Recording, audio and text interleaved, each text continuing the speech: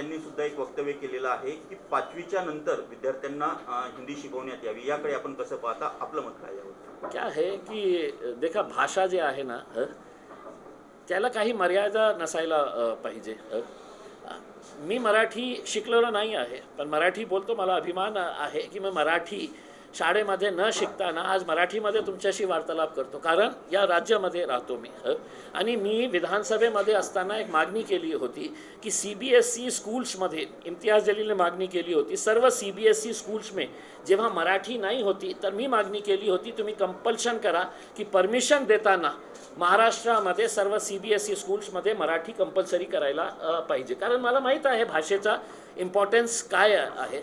आता हे जे सगळं चाललेलं आहे ना भाषेवर विवाद आपल्या राज्यामध्ये असा झालेला आहे, काहीही मुद्दा आला तर त्याला आपण कशा एक विवाद त्याच्यामध्ये उभा करू आणि त्याच्यावर चर्चा करू, म्हणजे अनवॉन्टेड जे डिस्प्यूट्स होतो ना ते आपण कशा तयार कर। अरे हिंदी शिका, मराठी शिका, फ्रेंच शिका, जर्मन शिका, उर्दू शिका, हे सगळं भाषा आपलीच आपण शिकलं तर आपल्याही ग्रोथ होणार आहे।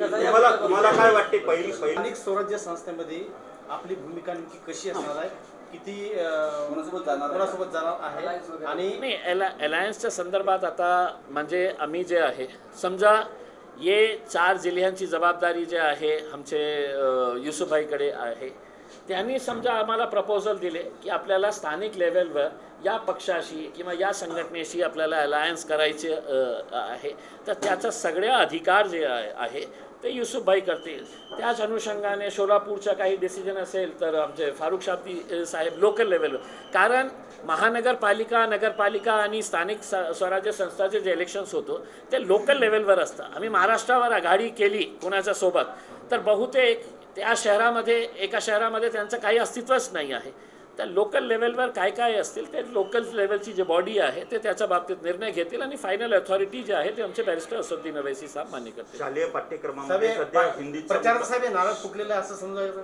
फुटलेला ऑलरेडी फुटलेला आहे।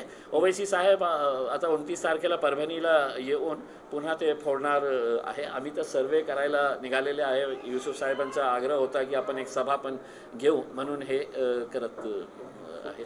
शालेय पाठ्यक्रमामध्ये सध्या हिंदीचा विषय मोठ्या प्रमाणात RSSचे लोक त्यामध्ये शिरले होते। उसमें काय आहे त्यांचा प्रयत्न की हे दलित समाजाला एकनाथ शिंदेच्या मार्फत भाजपशी जोडायचं आहे। एकच आहे ना, एक ही थाली के चट्टे बट्टे है दोनों भी।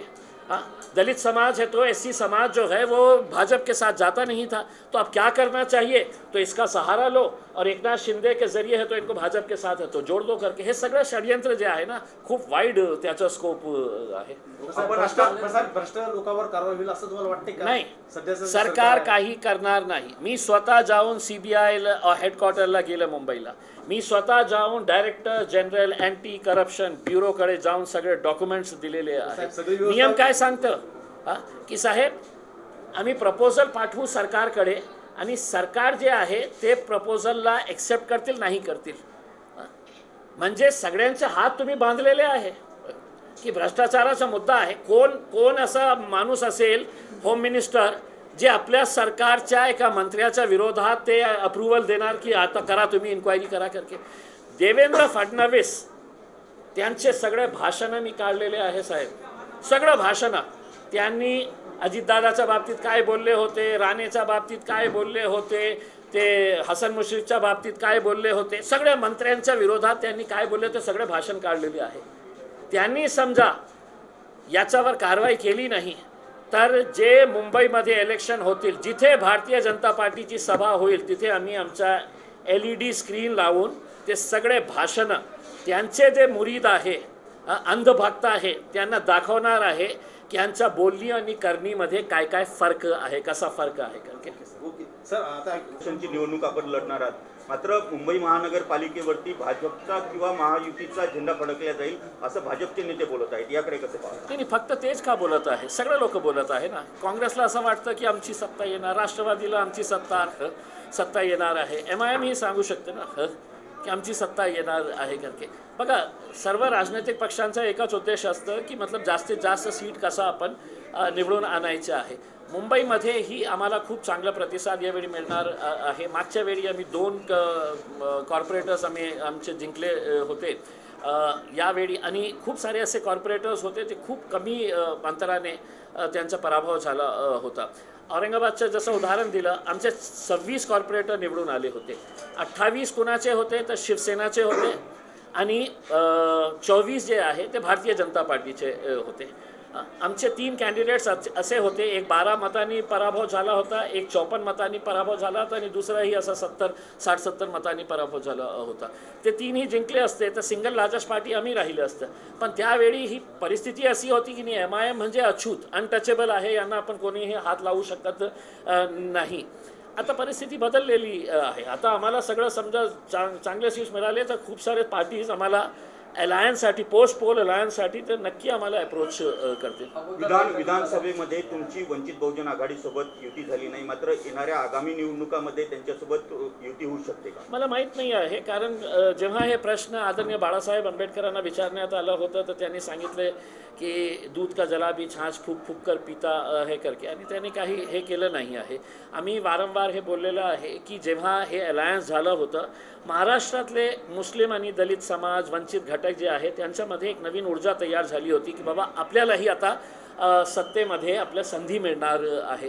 पण काही कारणाने ते पुढे जाऊ शकलं नाही आणि ते विस्कटलं. आता बघू, ते आमचे मोठे बंधू आहे, त्यांनी निर्णय घेतला तर आम्ही तर आजही त्याच्यासाठी तयार आहे. म्हणजे नाव घेतलं नाही, मी कुणाचं नाव सांगायचं घेतलं नाही, म्हटलं घेतलं नाही. नाही, मी तर ओपनली संजय शिरसाट साहेब, मी आपल्याला हे सांगतो की मी एकमेव असा माणूस असणार आहे की ज्यांनी एका कॅबिनेट मंत्र्याच्या विरोधात इतके दस्तावेज दिलेले आहे, इथले डॉक्युमेंट्स दिलेले आहे, आपल्यालाही सगळ्या मीडियावाल्यांनाही दिलेले आहे. हेच कारण आहे की ते मागच्या 20 दिवसापासून ते कुठलीही पत्रकार परिषद घेत नाही. नाहीतर ते आजही बसले असते पत्रकार परिषदेमध्ये आणि इस्रायलचं काय चाललेलं आहे, डोनाल्ड ट्रम्प काय करत आहे, इराणने कोणता बॉम्ब आता फोडणार आहे, हे त्यांना सगळं माहीत. इतके ज्ञानी, फक्त आरोपांच्या बाबतीत तुम्ही बोलत नाही आणि उलटसुलट काही लोकांना माझ्या मागे लावलेले आहे की तुम्ही मोर्चे काढा, तुम्ही हे करा. मी आज स्पष्टपणे सांगतो, जे FIR माझ्यावर रजिस्टर करण्यात आलेलं आहे ते औरंगाबाद पोलिसांनी एका नेत्याची गुलामी करून, एका नेत्याच्या दबावाखाली त्यांनी ते FIR रजिस्टर केलं. मी म्हटलं ठीक आहे, तुम्ही केलं ना FIR, मी कोर्टामध्ये तुम्हाला फेस करेल. मग त्याच्यानंतर तुम्ही माझ्यावर डिफमेशनचा केस लावलेला आहे. कारण काय आहे हे सगळं करण्याचा की जेव्हा विधानसभेचं अधिवेशन 30 तारखेला सुरू होतील आणि समजा कोणी हे प्रश्न विचारले तर ते काय म्हणतील की नाही, आम्ही ते सगळं चुकीचं होतं, आम्ही डिफमेशन चुकीचं होतं, तर तुम्ही का त्याचं उत्तर देत नाही? तुम्ही उत्तर द्या. मी चुकीचं तुम्हाला डॉक्युमेंट जे दिले असेल, तुम्ही डॉक्युमेंट्सच्या आधारावर तुम्ही उत्तर द्या, काहीतरी बोला ना उसमें. तुम्ही फक्त हे म्हणणार असेल की नाही इम्तियाज जलील हे ब्लॅकमेल करत आहे, तो दलाल आहे, तो हे याच्या बोलण्यावर हे करत आहे, हे उत्तर नाही आहे. उत्तर अपेक्षित काय आहे की जे मी तुमच्यावर आरोप केलेले आहे, MIDCची लँड कशी घेतली, कोट्यवधी रुपयांच्या मुलांचा, आता तुम्ही हे सांगू शकणार का तुमच्या मुलांनी काही प्रॉपर्टी घेतली तर तुम्ही हे सांगू शकताल का की नाही त्यांनी घेतलेली आहे, माझा काही संबंध नाही आहे का? साहेब, न्यायालयात तुम्हाला न्याय मिळेल असं वाटते का सध्याची परिस्थिती? साहेब, ठोकून काढेल मी, सर आपण ठोकून काढेल मी.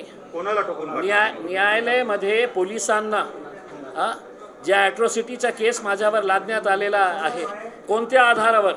सुप्रीम कोर्टाचे इतके जजमेंट्स मी हे वाचलेले आहे, इतके जजमेंट्स आहे. तुम्ही कोणालाही धरून काही 15-20 लोक जे संजय शिरसाटच्या रोलवर आहे, पैसे घेऊन हे सगळं करणारे आहे, एका पोलीस स्टेशनच्या समोर जाऊन इम्तियाज जलील मुर्दाबादचे नारे देतो, पोलिसांवर प्रेशर टाकतो. त्या दिवसाचा त्याचं कॉल रेकॉर्ड घेतलं तर आपल्याला कळेल त्या मंत्र्यांचा की किती पोलीस स्टेशनला, CPला, DCPला सगळ्यांना फोन करून पुलिस अधिकारी मला सांगत होते कि इम्तियाज जी वी आर हेल्पलेस, वो मंत्री हमारे को इतना दबाव डाल रहा है कि अभी का अभी FIR रजिस्टर होना. केलं त्यांनी, पण त्यांनाही माहीत आहे, नाही माहीत असलं असतं तर आजपर्यंत त्यांनी माझ्यावर कारवाई केली असती. ते कारवाई करत नाही, याचं कारणच एक आहे की त्यांनी चूक केलेली आहे. आता मी कोर्टामध्ये त्यांना भाजपचे लोकही काही दाखल झाले होते मोर्चामध्ये व्हिडिओ आहे. या SC समाजाचा जे मोर्चा होता, जे माझ्या भावना दुखावली. इम्तियाज जलील मागच्या 24 वर्ष पत्रकार होतो, 10 वर्ष लोकप्रतिनिधी होतो. या 34 वर्षामध्ये माझ्या विरोधात एक साधी नोटीस पण कोणी हे दिली नाही आहे की मी काही अपशब्द वापरलेला आहे. मग सर मोर्चा भाजपने घडवून आणला असं माहिती. भाजप ही त्याच्यामध्ये तितकंच सक्रिय होतं जितकं एकनाथ शिंदे साहेबांची शिवसेना होती.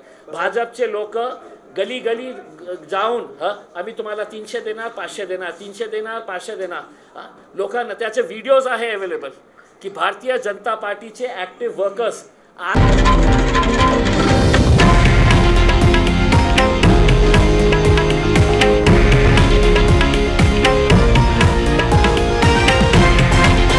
हे आहे देशातील नंबर 1 न्यूज नेटवर्क आणि आपण पाहत आहात TV9 मराठी, एकमेव.